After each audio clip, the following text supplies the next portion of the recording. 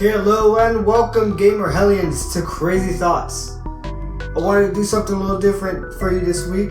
Instead of just doing my regular house game room reviews, I decided that once a month I'm going to do one of these little discussion videos.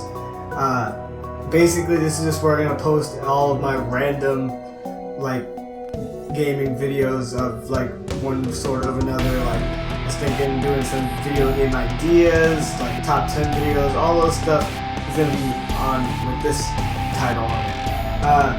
As you notice, this is all going to be unscripted, and I'm a little more dressed down for these videos. I don't feel like having to prepare this much for something where I just want to throw it out there for you guys. And this week I want to talk about a genre that I don't really usually mess around with too much. The online multiplayer genre. So that would be basically like Call of Duty games, Halo, and the games that I'll be talking about today. I decided that we're going to be doing my top 5 online multiplayer games that I've been playing recently. And so yeah, here we go. Number 5. PlanetSide 2 is a free-to-play MMO FPS developed by the Daybreak company. And when I first heard about it, I thought, yay, another Call of Duty game, but with lasers.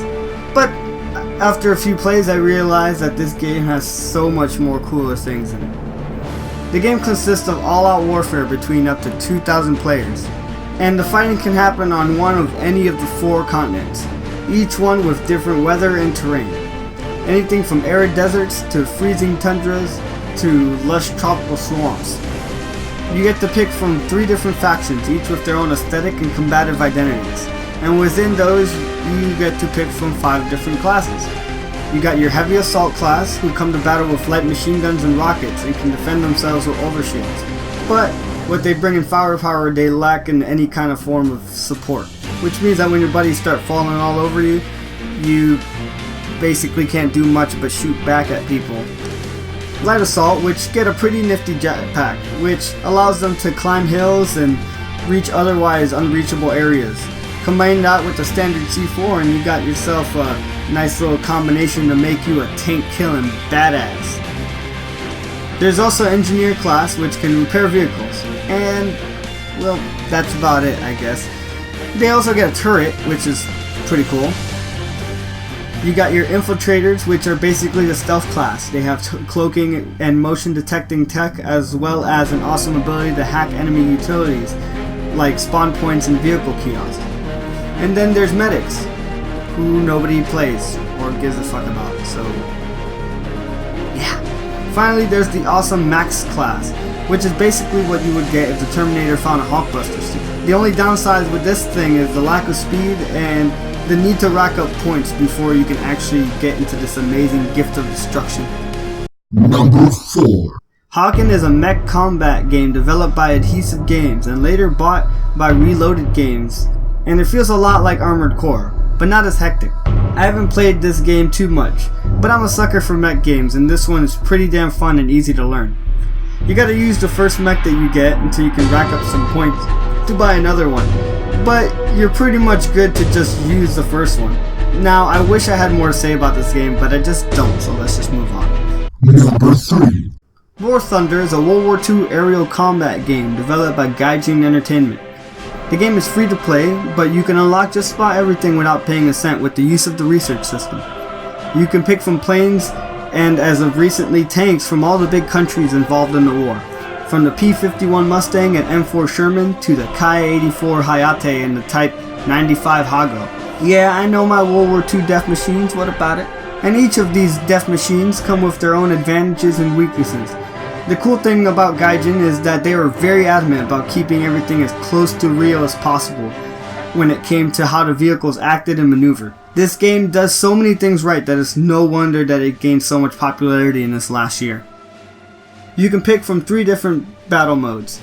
You got arcade battles, which are basically just jumbles of players that are picked regardless of faction or plane model and just sent at each other.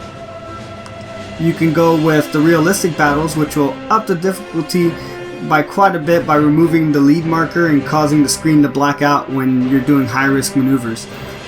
It also causes all the players to be divided based on their countries and vehicles.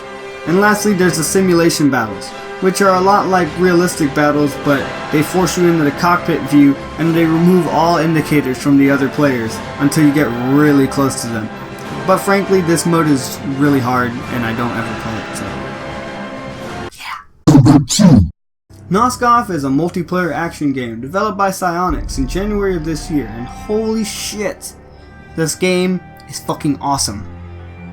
The game is based on the lore of the Legacy of Kain series, specifically the second game in the series, Reaver of Souls. And in this game, you and your team must work together to defeat your foes. And when I say work together, I mean this game is balanced in such a way that if you and your team do not work together, or if anybody is just struggling, you're probably gonna lose. The game is set up in 2 rounds lasting about 10 minutes each. The first round you'll be either humans who have long range attacks, or vampires who like things a little bit more up close and personal. When the second round starts, you and your team will be switching factions. As a human, you have several different classes to choose from, like hunters, which are the assault class with automatic crossbows and bolos, or prophets, which are the control class, with heavy damage pistols and other weapons that will weaken or even repel enemies. Then there are the vamps, which can go with classes like the tyrants that can charge in and beat face like an unstoppable juggernaut, or the deceivers, which can make enemy opponents see or even hear things, and even take control of enemy players for a short time and lure them away from their teammates and take them out. This game is just so well made and enticing that it's just no wonder that even Square Enix was happy to put their name on it. Number 1. Now this took some careful consideration. I had to think about a lot of things, but what it came down to is just one crazy thought. When I sit at my computer and I want to play something against a bunch of other people, what is the first thing I go for? And this is it. If there was one era of time that I could go back to, it would be the times of knights and stories of dragons, a time where all the nobles lived by one simple code. The code of chivalry. This game is just filled with medieval chaos and carnage, and nothing can really describe the feelings this game gives you when you and your opponents clash into each other with swords and flails swinging through the air.